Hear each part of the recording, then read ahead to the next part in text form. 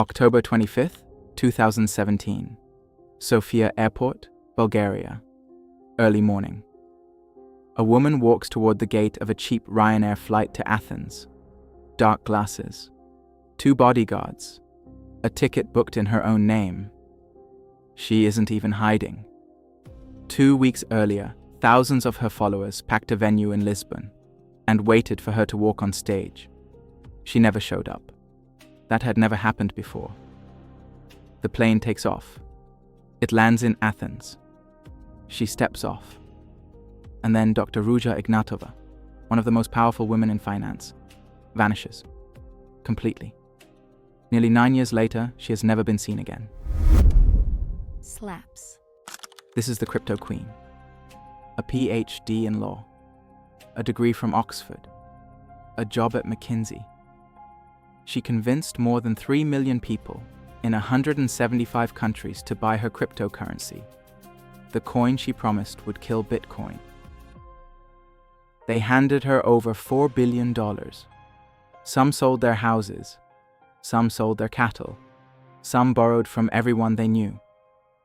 And the whole time, her cryptocurrency had one small secret. It didn't exist. Today, she's on the FBI's 10 most wanted list, one of only 11 women in its history, with a $5 million bounty on her head. And depending on who you believe, she's either living behind a new face in Dubai, or she's at the bottom of the Ionian Sea. To understand how she pulled off the biggest scam in crypto history, we have to start somewhere unexpected, a rusty factory in Germany. Ruja Ignatova is born in Sofia, Bulgaria in 1980. When she's 10, her family moves to a small town in Germany. And she turns out to be brilliant. Actually brilliant. A PhD in law, a degree from Oxford, a consulting job at McKinsey, advising banks. By her early 30s, she's back in Bulgaria. Designer gowns, diamond earrings, business cards that say Dr. Ruja. The resume is real. It's about the only thing in this story that is. In 2012, Ruja and her father buy a struggling cast iron factory in Bavaria. Within about a year, it's bankrupt under very strange circumstances. Machines quietly sold off, money missing.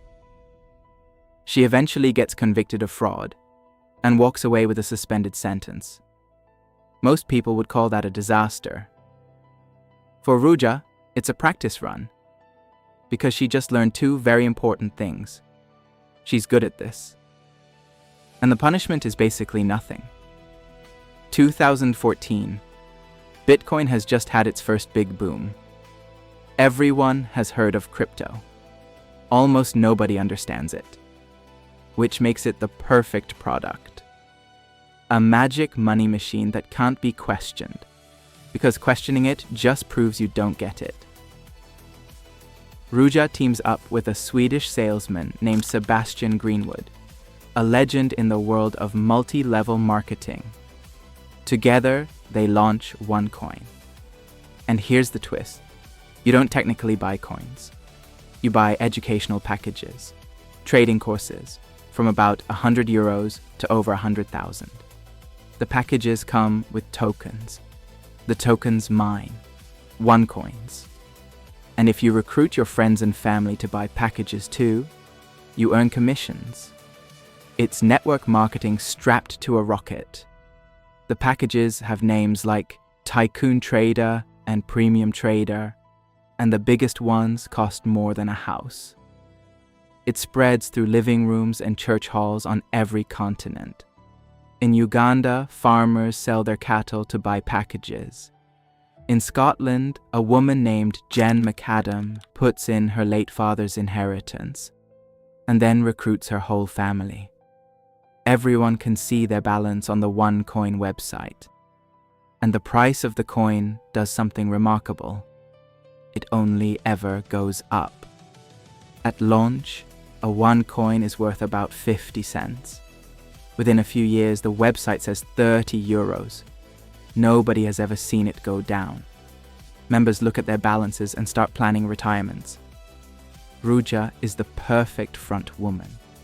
The doctor, the Oxford woman, red lipstick and ball gowns. She speaks at an event carrying the Economist's branding. So, in the last 2 years, I've been called a lot of things. And probably the best thing that the press called me was OneCoin, who is supposed to be the Bitcoin killer. Late 2016. A Norwegian named Bjorn Bjerke gets a strange phone call from a headhunter. There's a crypto startup in Bulgaria, and they want him as chief technical officer. Big salary, an apartment, a car. Bjorn asks what he'd actually be doing. The recruiter says, well, first, they need you to build them a blockchain. Bjorn pauses. They don't have a blockchain? This company has been selling a cryptocurrency for 2 years. What do you mean they don't have a blockchain? He turns down the job. And then he starts talking about that phone call, publicly, a lot. Then come the threats. Bjorn starts hearing from people who suggest, politely, and then less politely, that he should stop talking about OneCoin. Here's why this is the whole ballgame. A blockchain is a public ledger, a record that nobody, not even the company, can secretly rewrite. It is the entire point of a cryptocurrency. It's the thing that makes the coins real. OneCoin didn't have one. The coins were numbers in an ordinary company database, in an office in Sofia. And that price that only ever went up, an employee typed it in. It only went up because they only ever typed bigger numbers. That's it. That's the whole technology. $4 billion, running on the same software as a library card catalog. Which means the $4 billion wasn't invested in anything. It was just collected. And in October 2016, right when hard questions are starting to circulate, Ruja stands on a stage and makes an announcement. As a special reward, everyone's coins will be doubled. Every balance on every screen, doubled, overnight, for free. The crowd goes insane. Almost nobody stops to ask what kind of currency can just double itself. Meanwhile, the members-only exchange, the one place you could actually turn OneCoins into money, quietly goes offline. The balances keep growing. The withdrawals stop. And the company's answer to every hard question is always the same. The banks are scared. The haters are jealous. The big public launch is coming. Just wait. By now, Ruja is living like actual royalty. Yacht parties on the Black Sea, a £13 million penthouse in London. For her birthday, she rents out the Victoria and Albert Museum. And Tom Jones performs. Meanwhile, the real money, the billions in actual cash, moves through shell companies and fake investment funds around the world. Some of it moves through a Florida financier named Gilbert Armenta, who is also Ruja's boyfriend. In 2017, the FBI flips him. Armenta starts recording his phone calls, including calls with Ruja. She senses it. She tells people she thinks her phones are tapped, that she's being followed. And somewhere in her network, reportedly, someone tips her off that an American indictment is coming. October 2017. Thousands of followers pack the venue in Lisbon, chanting her name at an empty stage. She never appears. You already know the rest. Sofia Airport. The 5 a.m. budget flight. Athens. Gone. She leaves behind the company, the penthouses, her husband, and her infant daughter. The FBI files its indictment. It's 2 weeks too late. For a while, the strangest part is the silence. No goodbye message. No final speech. The most visible woman in crypto simply stops existing. An empire needs a face, so OneCoin gets a new one. Konstantin Ignatov, Ruja's little brother, a tattooed vegan bodybuilder who, until recently, was more or less her personal assistant. He tours the world telling the faithful that Ruja is fine. She's just taking time away. Keep buying packages. The believers believe. The money keeps coming. In March 2019, Konstantin flies to the United States. At Los Angeles airport, the FBI is waiting. Facing decades in prison, he makes the same choice everyone in this story eventually makes. He flips. He tells them everything. The paranoia, the tapped phones, that his sister asked him to get her visas, that she talked about buying a big flat somewhere no one would find her. And then the dominoes fall. Mark Scott, a former partner at a major law firm, is convicted of laundering roughly $400 million OneCoin through fake investment funds in the British Virgin Islands. Sebastian Greenwood, the co-founder, is tracked to an island villa in Thailand, arrested, extradited, and sentenced to 20 years in federal prison. Konstantin, in exchange for telling the truth, gets a dramatically reduced sentence. Everyone around her falls. She stays gone. For years, the trail is cold. Then, on June 30th, 2022, the FBI calls a press conference and puts Ruja Ignatova on its 10 most wanted fugitives list.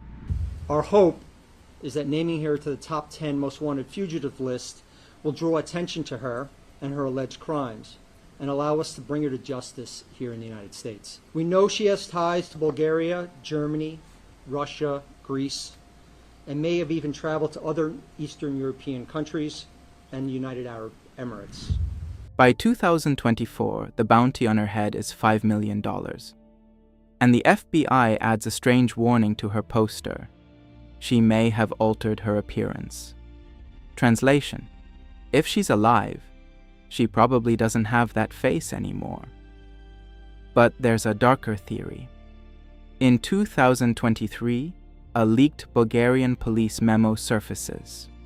In it, an informant claims that Ruja was murdered in late 2018 on a yacht in the Ionian Sea on the orders of one of Bulgaria's most feared drug lords, a man known as Taki.